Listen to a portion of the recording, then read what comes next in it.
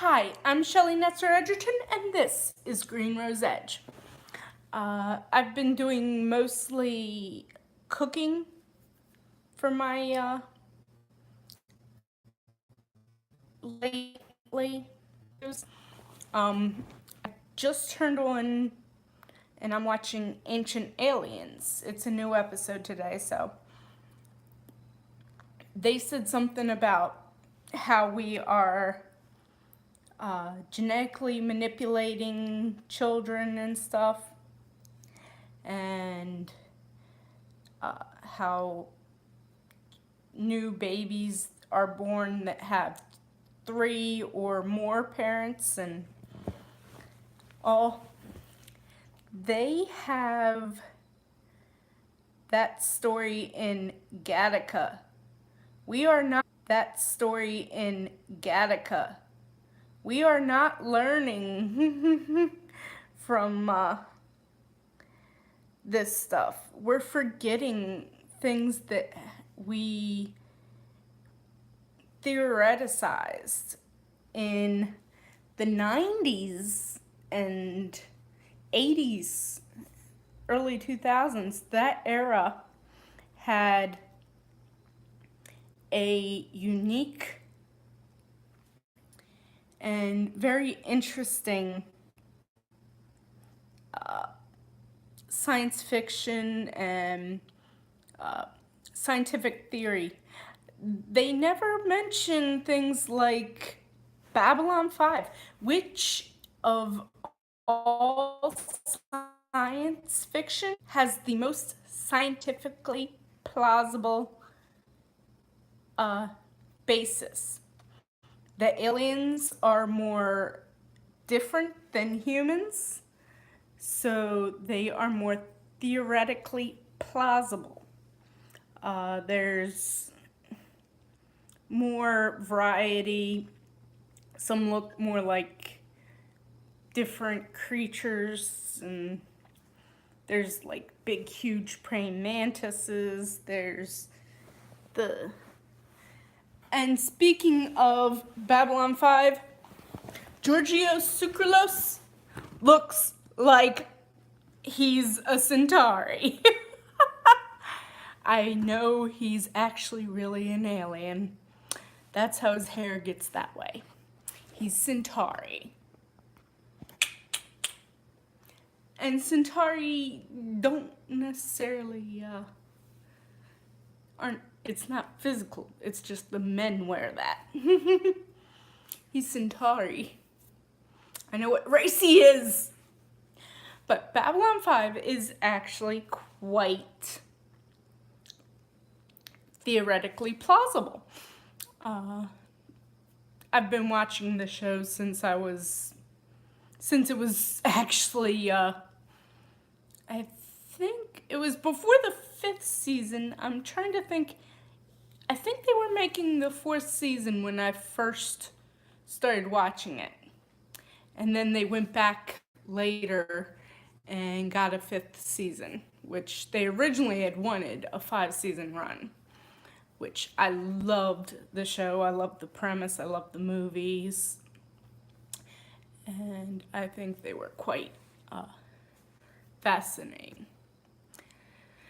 But Gattaca, they had where if your child was naturally born, they could only they would do a DNA test on everyone as soon as they were born, and they would tell them how long they'd live and all this stuff.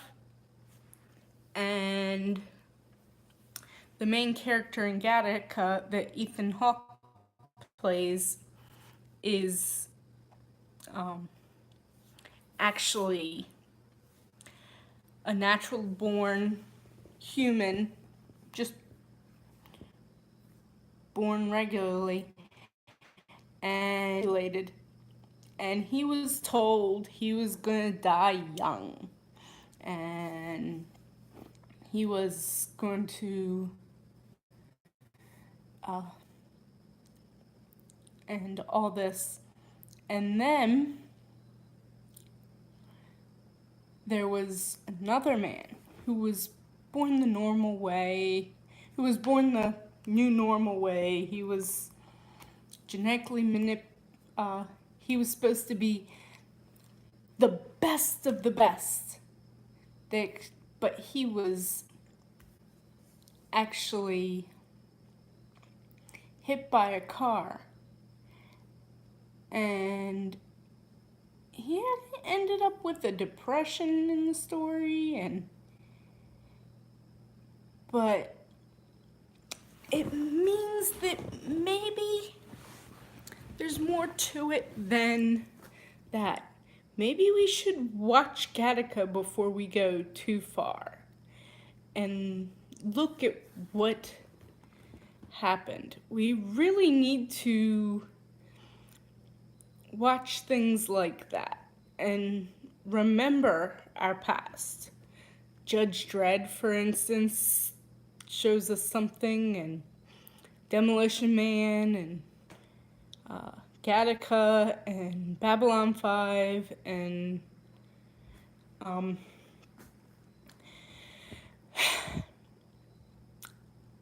our future. We need to pay more attention to our past, and some of these science fiction out there are quite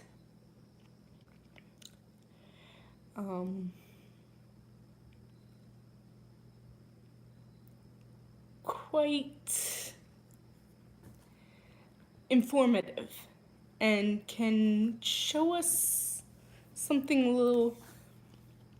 It's sad that these shows weren't like top hits and most people have forgotten about them, because this is the guide to our future. Tells us what to do and what not to do. You wouldn't believe the number of shows out there, and movies, and cyborg movies, and Star Trek, and all this that tell us why we are the way we are. There's someone, I don't remember where I heard this, maybe it's my own saying or something, but I noticed that in all these sci-fi shows, the one thing that brings humans together is a common enemy. We are not going to come together until we do see the aliens. We need them for an enemy. But they might not actually be our enemy. Human nature might be our own destruction. We need to come together as people, all humans. We are all humans. There is one race, the human race. I mean, the only reason I'm the color skin I am is because my ancestors lived at a latitude that was far enough away from the equator to be this color. In 100 years or 200 years, my descendants could be darker if we move to the right area than people who were from the equator area moving up to the north where my ancestors were. So just switch where the people were, and in 100, 200 years, something like that, the whites would be darker than the blacks. It's really ridiculous that people take the way that people look so seriously. I've never been all that. I've always hated that. Maybe it's my history of being raised watching science fiction. I loved H.G. Wells and Edgar Allan Poe from probably in early middle school. I was always, I've always watched science fiction. I went from in the early days of Star Trek Next Gen, which, by the way, I still think is the best TV series of Star Trek. The original's not bad, and I like the other two, DS9 and Voyager. The rest of them I don't count. The best movie, though, was with the original cast. The fourth movie, The Voyage Home. The 5 and 6 were decent too. 4 is the best movie, then 6, then 5. And then the next gen group of 7 and 8 were next after that for the top 5 Star Trek movies. The Babylon 5 movies were all really good. I like how in the beginning, and then it comes back in the series to that same scene where in the beginnings kind of goes full circle, and then it goes back to that. They were playing it the whole time. I love that storyline, how they go full circle into the shadows and all, and how my favorite character in Babylon 5 is Londo. He's a tragic character. And he's a Centauri. Londo Mollari of the Centauri. Same race as Giorgio Tsoukalos. Giorgio, if you can ever see this, I want to know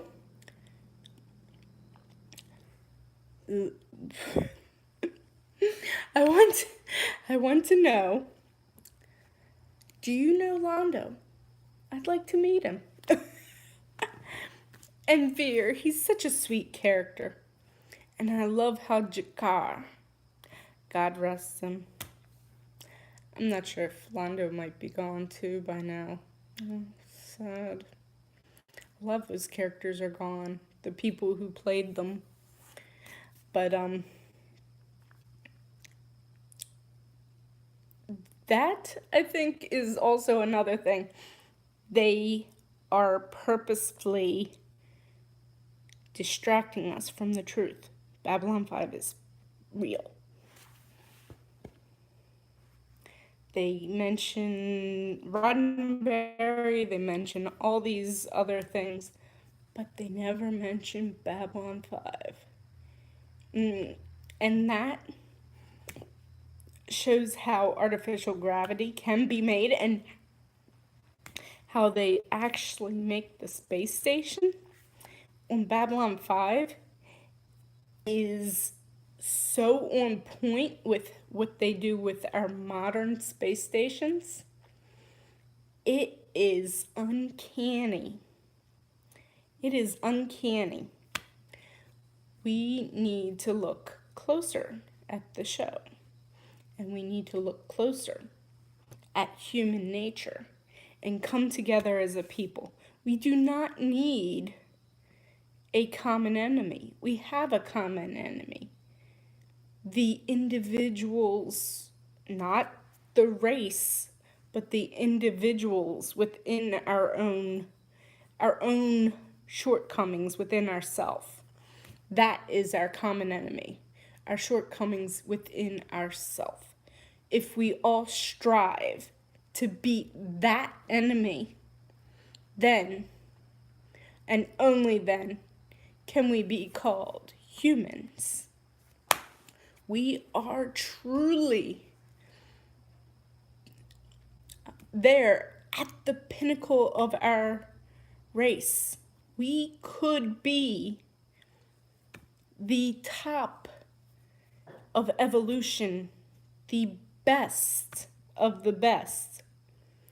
But right now, we are slipping, we are falling, we are not what we could be.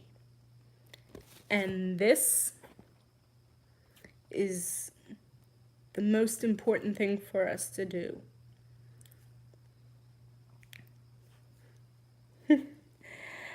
Shelly Netzer-Edgerton signing off. Bye. Bye.